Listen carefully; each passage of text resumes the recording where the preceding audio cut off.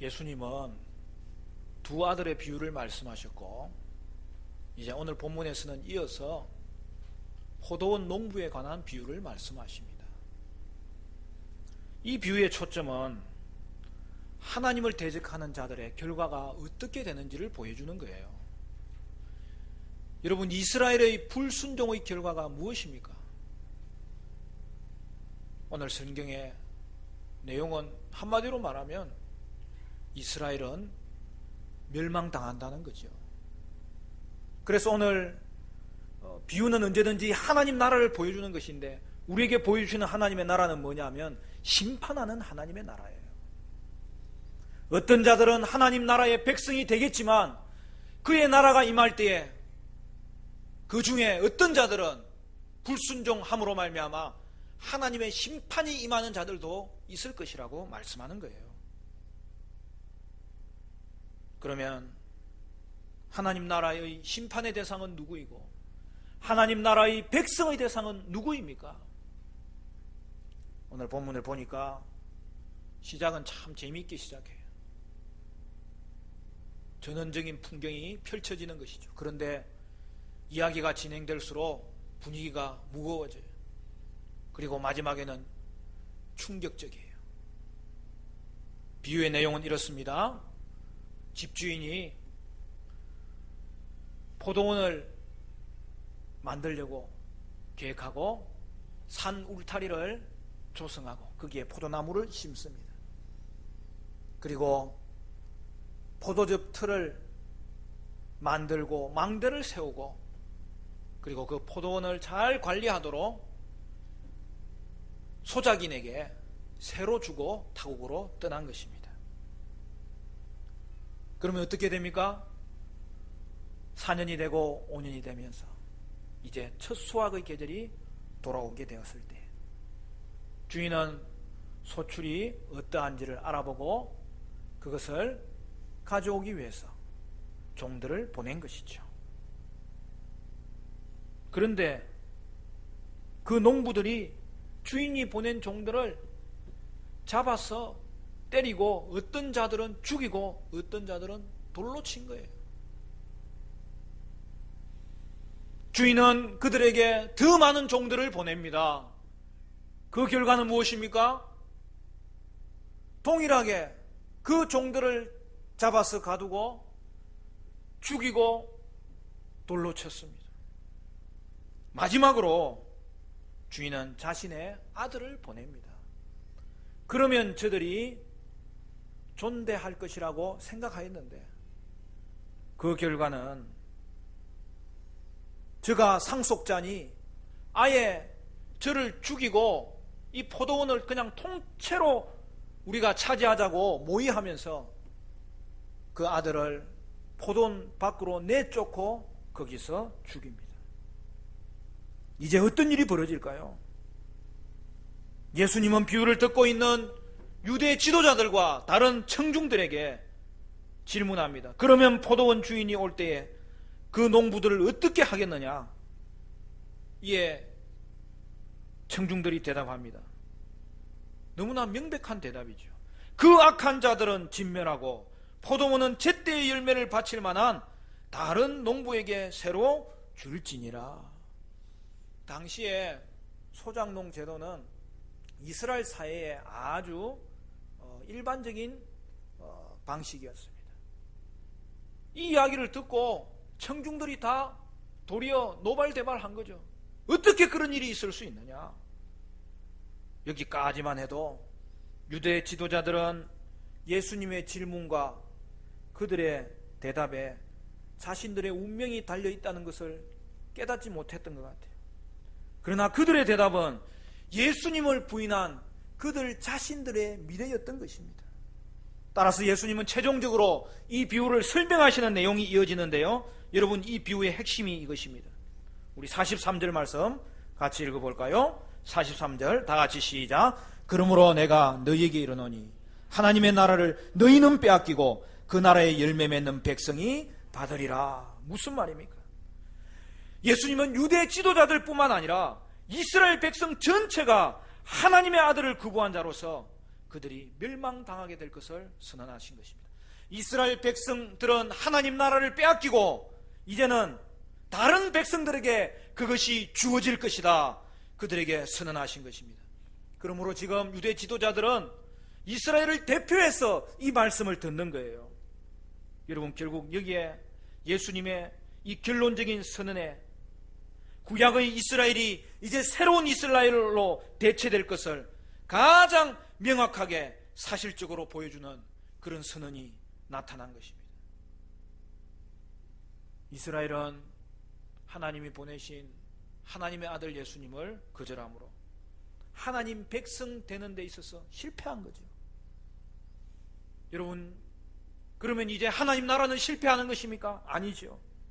하나님의 나라는 이스라엘의 실패에도 불구하고 끝나지 않았어요. 여기에 비밀이 있어요.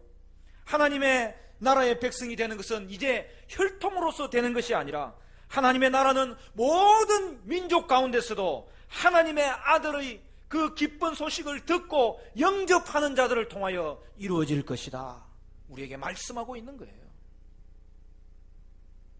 비유의 말씀을 듣고 나서 유대 지도자들의 반응이 무엇입니까? 여러분, 이 사람들이 똑똑하거든요. 알아차린 거예요. 45절 46절에 이렇게 되어 있습니다.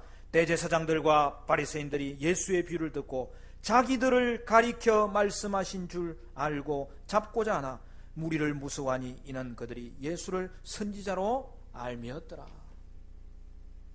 도둑이 제발 저린다고. 멸망당하는 악한 농부가 자기 들인 줄을 알게 되었을 때 그들은 충격에 휩싸입니다. 결국 여러분, 이 비유는 짧지만은 예수님의 사역과 이스라엘의 반응과 그 이후에 일어날 모든 일들이 함축적으로 담겨져 있어요. 왜 그렇습니까? 여기에 아들은 예수님 자신이 어떤 자인지를 나타내면서 예수님은 하나님이 보내신 하나님의 아들로서 이 땅에 와서 고난받게 될 것이다, 그 이야기를 해준 것이죠. 여러분, 이쯤 되면 유대 지도자들은 다 이 비유를 알았어요. 그럼 알았으면 어떻게 해야 됩니까? 예수님이 하나님 아들이심을 고백하여서 예수님이 하나님 아들이심을 이제는 마음으로는 알았는데 이제는 그들의 삶 가운데서 이제 그들의 순종하는 모습, 굴복하는 모습, 그분 앞에 고백하는 모습이 나타나야 될 거 아닙니까? 그런데 어떤 결과가 나타나죠? 그들은 회개하지 않습니다. 왜 그렇죠? 몰라서 그런 거예요? 아니에요. 그들은 이 비유를 다 이해했어요. 예수님이 메시아로 오신 것을 이제 다 들었어요. 알고 있어요. 그들은 알고도 믿지 아니하는 것을 성경이 보여주는 거예요. 그리고 그 불신앙의 결과가 얼마나 엄청난 심판의 결과인지를 알고 있어요. 그러면서도 뉘우치지 않는 거예요. 오늘 저와 여러분이 하나님의 아들 예수님을 발견했을 때, 그를 만났을 때 우리는 한 가지밖에 길이 없었어요. 주님, 나를 떠나시면 나 어디 서리이까? 그 예수님 붙잡을 마음밖에 없었던 거죠. 그 예수님 떠나면 죄밖에 남은 것이 없고 그 죄는 심판밖에 남은 것이 없다는 것을 너무나 철저하게 깨달았기 때문에 돌아갈 곳은 주님밖에 없었던 것이죠. 그런데 이스라엘 백성은 어떻게 하는 것입니까? 그들은 예수를 메시아로 알고 있음에도 불구하고 믿지 않았고, 그들은 그 결과가 진멸이라는 것을 알았음에도 불구하고 뉘우치지 않은 것입니다. 여러분, 이것이 성경이 말하는 인간의 현주소입니다. 그들은 예수님이 하나님의 아들이심을 알면서도 대적한 것이죠. 지독한 불신앙입니다. 그리고 이것이 오늘 이 시대의 형편임에도 하나님께서 우리를 다시 한 번 더 기회를 주시는 것을 우리는 분명하게 기억할 수 있어야 될 것입니다. 여러분, 이것을 사도 바울은 이렇게 설명합니다. 로마서 1장 20절 이하에 이는 하나님을 알만한 것이 그들 속에 보임이라 하나님께서 이를 그들에게 보이셨느니라 창세로부터 그의 보이지 아니하는 것 곧 그의 영원하신 능력과 신성이 그가 만드신 만물에 분명히 보여 알려졌나니 그러므로 그들이 핑계하지 못할지니라. 하나님을 알되 하나님을 영화롭게도 아니하며 감사하지도 아니하며 오히려 그 생각이 허망하여지며 미련한 마음이 어두워졌나니. 인간은 하나님을 모르고도 하나님을 불순종하고 하나님을 알면서도 또한 하나님을 불순종할 수 있다는 것이죠. 얼마 전에 우리나라 새로운 부서가 하나 생겼잖아요. 중소벤처기업부 초대 이제 장관을 뽑아야 되는데 거기에 지명된 사람이 포항공대 박성진 교수였어요. 그런데 우리가 알듯이 청문회가 파행으로 치달아서 결국 그가 장관이 되지 못하는 사건이 있었지 않습니까? 그때 이 청문회를 본 분도 있고 또 언론으로 들은 분도 있겠지만 이제까지는 다른 새로운 질문들이 거기에 나왔어요. 그게 뭐냐 하면은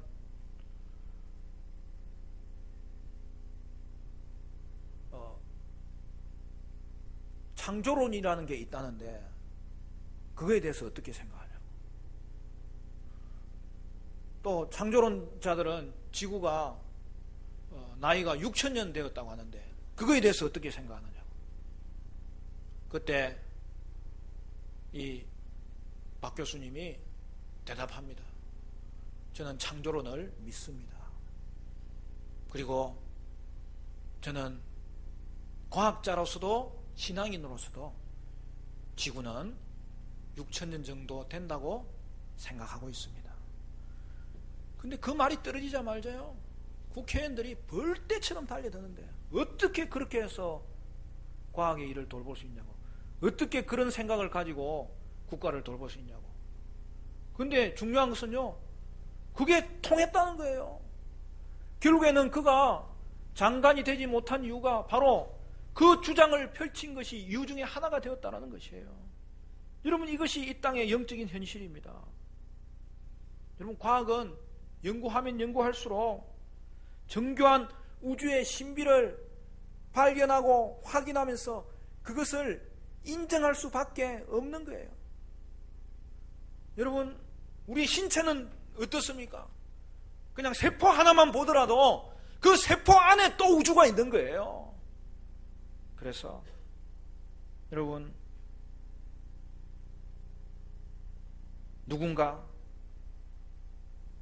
과학을 정직하게 연구하느라 하면 이 세상은 하나님이 창조하신 것이다. 아니면 하나님의 존재를 일단 인정하지 않더라도 최소한 이 세상은 지적인 설계자가 이 세상을 만든 것이지 그냥 우연히 만든 것은 분명히 아니다는 것을 고백할 수밖에 없는 거예요.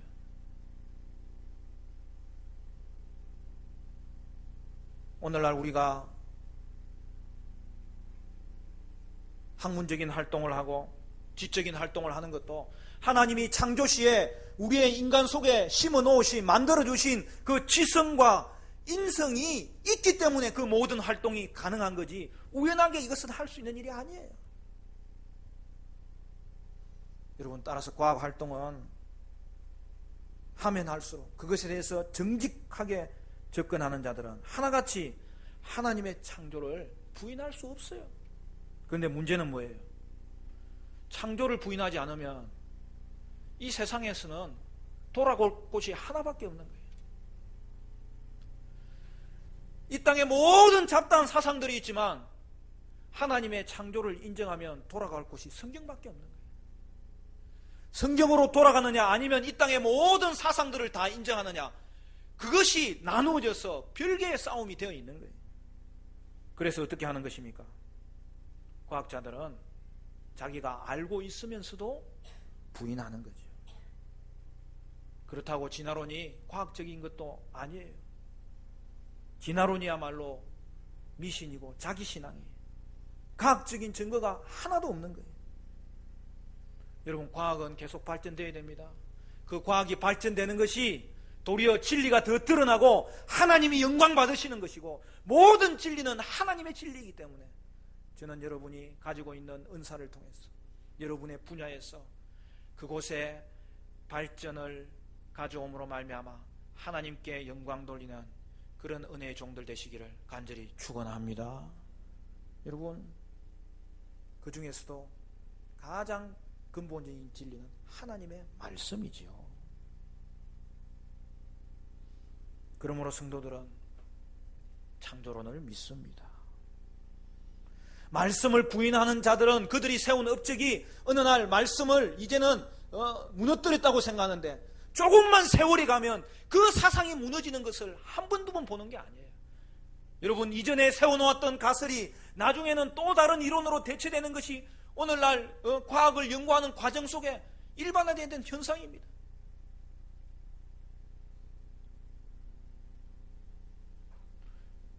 그런데 창조론에도 다양한 견해가 있어요. 가장 먼저는 어떤 이는 6일 동안 하나님이 창세기 1장을 보여주시는 대로 창조했다고 이야기하고, 또 어떤 사람은 그 6일, 일, 날, 이것을 성경의 어떤 구절에 가면은 날을 기간으로 이해할 때도 있거든요. 그래서 그걸 기간으로 봐서, 그렇게 보면은 일반인들이 이야기하는 것처럼 지구는 45억 년인데 그 기간마다 하나님이 창조하실 수도 있으니까 점진적인 창조론자들이 있습니다. 그런데 어떤 자들은 그 기간마다 일어나는 일이 하나님의 창조가 아니라 어떤 대격변이 일어났기 때문에 그냥 그 격변으로 생물이 생기고 그런다고, 그래서 그 대격변론을 이야기하는 사람들도 있습니다. 그걸 창조론으로 보는 거예요. 어떤 자들은 하나님이 진화하는 것을 잘 조정해가지고 그 진화를 하나님이 간섭하심으로 창조되게 하셨다. 그래서 하나님을 믿기는 믿는데 하나님이 진화론을 통해서 창조하셨다고 이야기하는 사람들도 간혹 교회 안에 있습니다. 그런데 여러분, 착각하면 안 되는 것은 결국 그것은 진화론과 타협하는 거죠. 진화론과 타협한 창조론이 아니라 결국 진화론을 대변하는 것밖에 안 되는 거예요. 결국 그렇게 되면 여러분, 인류를 창조하기 이전에 동물들이 있었다는 거 아닙니까? 그러면 그 동물들이 죽었다는 거 아닙니까? 오늘날 이 많은 석유들과 석탄들이 나오는 것은 그 동물과 식물들이 인간보다 먼저 있었고 먼저 죽었다는 거거든요. 여러분, 그러면 심각한 일이 벌어져요. 왜 그렇습니까? 하나님의 말씀은 우리에게 분명하게 이 땅의 제사장으로 인간을 세우신 거예요. 여러분, 인간이 이 땅을 다스리는 제사장 역할을 감당하도록 하나님이 세우셨는데, 인간이 죄를 짓고 타락함으로 인간에게 죽음이 왔고, 그 죽음으로 말미암아 동물들에게도 죽음이 온 거죠. 결국에는 하나님의 말씀을 철저하게 믿지 않은 모든 교회 안에 있는 창조론조차도 결국 성경을 부인하게 만들고, 최종적으로 더 심각한 것은 무엇입니까? 예수님의 구속을 헛된 것으로 만드는 거예요. 예수님이 구속하심으로 우리가 회복되고 인간의 회복을 통하여 마지막 때에 자연도 회복되게 될 것을 다 뭉개뜨려 버리는 거예요.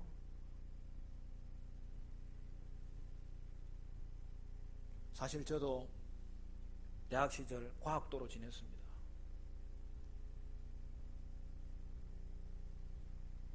전공을 했지만은 열심히 공부한 것밖에 없고, 제가 주장할 수 있는 내용이라고는 제가 학문을 한다고 했던 그 정도 되는 것은 물론 아니죠. 그런데 이제 직접 부닥치는 일이니까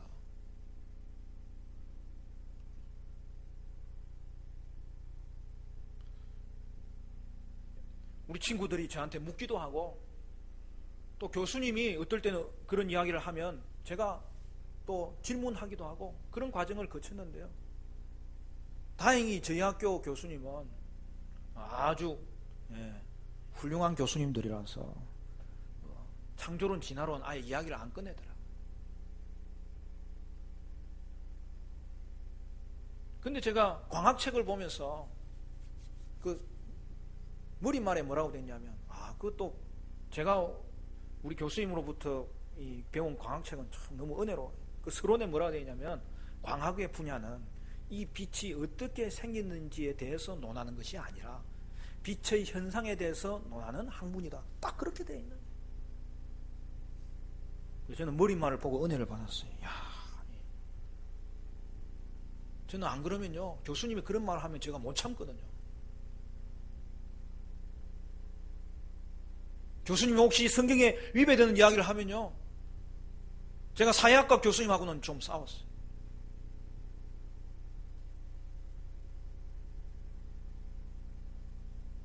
진화론적으로 인류 그 사회를 설명하고 막 그러더라고요. 그래서 제가 인간의 존엄성이 어디 있냐고 질문했어요. 그랬더니 그냥 학습으로 말미암아 존엄성을 가지게 됐다는 거예요. 여러분, 그 결과가 뭡니까? 학습으로 말미암아서 인간의 존엄성이 없어질 수도 있다는 거 아닙니까? 아니, 그러면 인구는 그러면 어디서 그 존엄성이 있나 그러더라고요. 그래서 제가 이야기했습니다. 인간은 하나님의 형상으로 지음받았기 때문에 인간은 너무나 존귀한 존재입니다. 그랬더니 마치고 내 방에 오라 그러더라고요. 그래서 제가 안 갔습니다. 저는 또 열받으면 교수님 존경하는 마음이 사라질까 봐.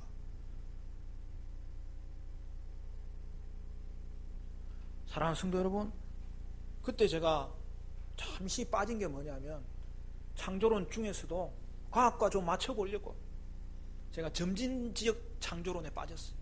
오래된 지구론이. 그 뒤에 제가 돌아왔어요. 여러분, 우리는 하나님의 말씀을 믿는 자로서 하나님의 창조를 믿습니다. 그리고 그 창조는 6일 동안 창조된 것을 믿습니다. 그러므로 말미암아 그 창조는 6,000년 전에 일어났던 일이라고 저는 믿어요. 아담도 하나님이 성인으로 창조하셨잖아요. 아담도 하나님이 성인으로 지으셨잖아요. 다른 것은 다 제가 인정할 수 있어요. 그러나 지구도 하나님이 완성품으로 지은 거예요. 그리고 그 지구가 어떻게 됐는지를 자꾸 관찰하고 또 관찰하면 하나님의 말씀이 나중에 진리라는 것이 나오지, 말씀에 위배되는 내용이 나오지 않을 것을 저는 믿습니다. 재미난 것 하나가 뭐냐면, 제가 미국에 있을 때 아티클을 읽었는데, 미국 교수님들 중에 창조를 믿는 분이 너무 많더라고요. 그래서 제가, 여러분, 과학자들 중에 창조를 믿는 사람과 진화론을 믿는 사람이 몇 %씩 되어 보입니까? 근데 그거는요, 조사해보면 참 특이한 게 있어요. 그 땅에, 그 나라에 예수 믿는 사람만큼 믿는 거예요. 그 말이 뭐예요? 진화론을 믿는 사람은 그분의 신앙이에요. 창조론을 믿는 사람은 그분의 또한 신앙이에요. 그 나라의 기독교 인구만큼 과학자 중에서 창조론 믿는 사람이 그냥 그 비율이에요. 왜 그렇습니까? 사람들이 창조를 알고도 과학의 은사를 주셨으면 더 그 창조를 알 수 있지만 인정하지 않는 거죠. 결국 창조냐 진화자는 예수를 믿는 신앙의 문제가 그 출발점인 거죠. 제가 박성진 교수에 대해서 안타깝게 생각하는 분야는 다른 부분이에요. 그가 공격을 받은 것 중에 하나가 뭐냐면 뉴라이트 활동을 한 것 때문에 그래요. 그가 어떤 강연에서 뉴라이트 이 역사관을 피력했거든요. 그러면 그 뉴라이트 역사관은 뭐냐? 여러분, 친일 역사관이에요. 우리나라가 뭐 잘나서 친일을 하지 말자는 게 아니에요. 사실대로 이야기하지 않고 기득권 세력을 대변하는 그런 역사관을 가졌을 때에 여러분,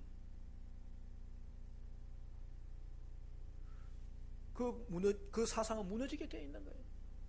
결국 그는 기독교 세계관이 바르게 정립되어 있지 않은 거예요. 여러분, 신앙이 좋다는 말은 우리의 믿음도 좋아야 될 뿐만 아니라 창조관도 분명하고 역사관도 분명하고 인간관에 대해서도 분명하여서 하나님의 인자하심과 하나님의 공의하심이 우리를 통하여서 우리의 삶의 현장 가운데서 나타나야 되는 것이죠.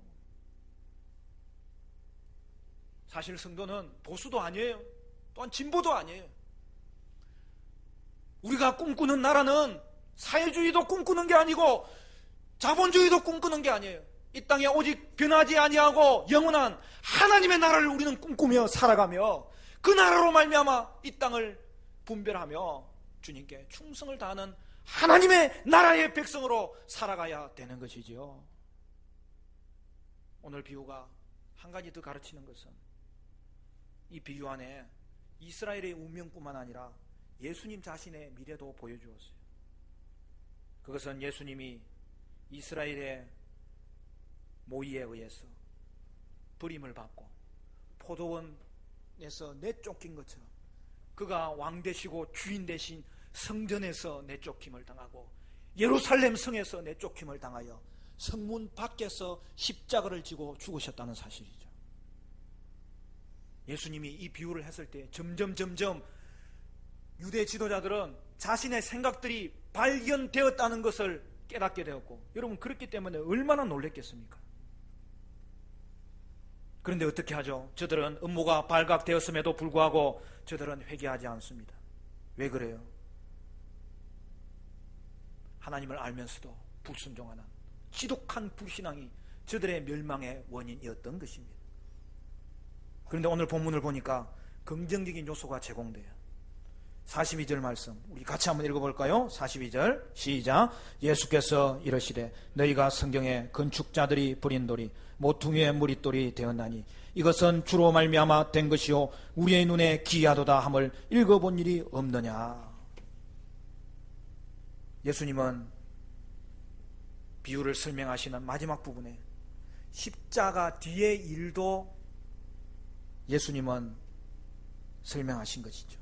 건축가 즉 유대인들이 그 버린 돌 예수님은 다른 곳에서 모퉁이 돌 기초석이 되어서 그 위에 새로운 건물이 든든하게 세워질 것이라고 약속하신 것이죠. 예수님은 이스라엘에게 버림을 받았지만 하나님에게는 인정을 받아서 새로운 건축물의 기초석이 되게 하실 것이라고 말씀하신 것이죠. 예수님은 십자가에서 죽으시고 부활하심으로 이 땅에 새로운 백성을 창조하실 수 있었고 이제는 영광을 받으시사 그는 진정한 왕이 되심으로 이 땅을 심판하시는 것입니다. 그런데 그 일이 이 땅에 그대로 이루어져요. 44절을 보니까 돌 위에 떨어지는 자는 깨어지겠고 이 돌이 사람 위에 떨어지면 그를 가루로 만들어 흩으리라 하시니, 여러분 이것은 비유가 아니에요. 비유에 대한 이제 설명이에요. 아니나 다를까 AD 70년에 예수님이 십자가 지시고 한 세대도 못 되어서 나중에 황제가 되는 로마의 티토 장군이 예루살렘을 쳐들어오는데 그 예루살렘의 성전을 무너뜨리고 예루살렘 성을 무너뜨리는데 돌 위에 돌 하나도 쌓인 것이 없도록 완전히 가루로 만들어버리도록 이스라엘이 멸망당하는 것을 우리는 역사를 통해서 분명히 확인할 수 있는 것이죠. 사랑하는 성도 여러분, 다시 한 번 더 상기합시다. 여러분 성공이 뭡니까? 아무리 강조해도 지나치지 않는 것은 예수님 따르는 것이 성공입니다. 오늘 저와 여러분은 예수님 따름으로 그를 왕으로 고백하여 구원에 이르시기를 바라고 그 예수님 나의 왕 되심을 끝까지 의지하고 바라봄으로 말미암아 저와 여러분의 평생이 예수 안에서 왕이신 예수님 따르는 그 모든 족적으로 인하여서 구원받고 진정한 성공자가 되는 은혜의 삶이 되시기를 주님의 이름으로 축원합니다.